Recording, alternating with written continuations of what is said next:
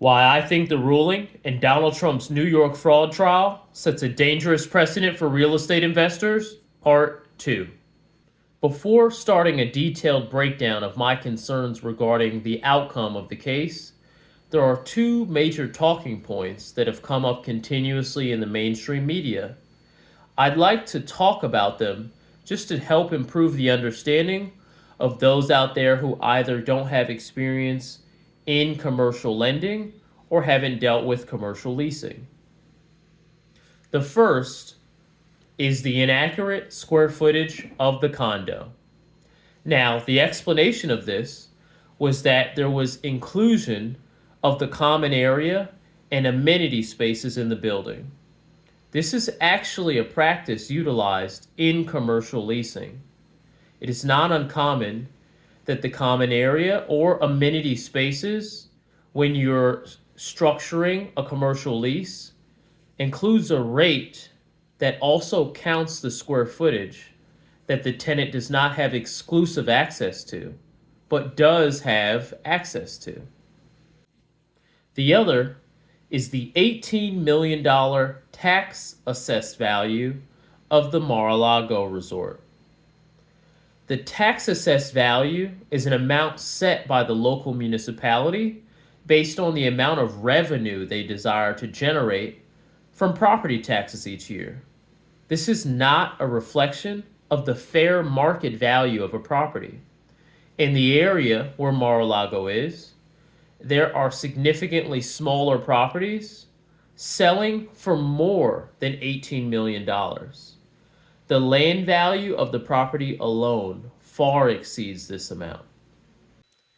Now it's time to get into the details of some of my concerns regarding the case. The first is the timeline.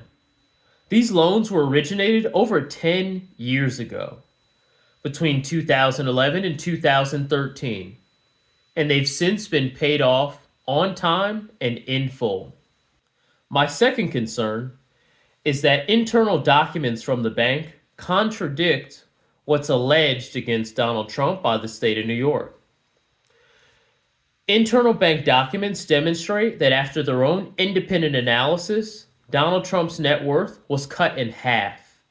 And despite this fact, the banker was still comfortable proceeding with the loan, and they testified that they would do the same even if that occurred today.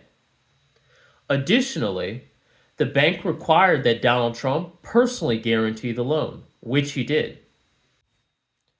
When you seek commercial lending, a bank will ask you for a number of documents. You'll be evaluated based on your credit, your personal financial statement. This is going to list all of your assets on hand and liabilities, to include vehicles, jewelry, art, insurance, precious metals, and obviously cash reserves. Something that comes with the personal financial statement that demonstrates your track record is called an REO schedule. It's a list of every property you've transacted, in this case, as a real estate investor. The issue I have is that this track record or your balance sheet is part of the criteria a bank uses to evaluate you on. In this case, they've essentially ignored all of the other criteria that the bank decided was satisfactory to lend money to Donald Trump, and they're trying to state that this singular metric is the reason he was able to obtain these loans. But that contradicts testimony and internal documents from the bank itself, who's since been paid back in full. To summarize this, here's my overall concern. In this instance, you have an institution and an individual that agreed on the terms of borrowing and lending, and both parties satisfied the terms of the agreement.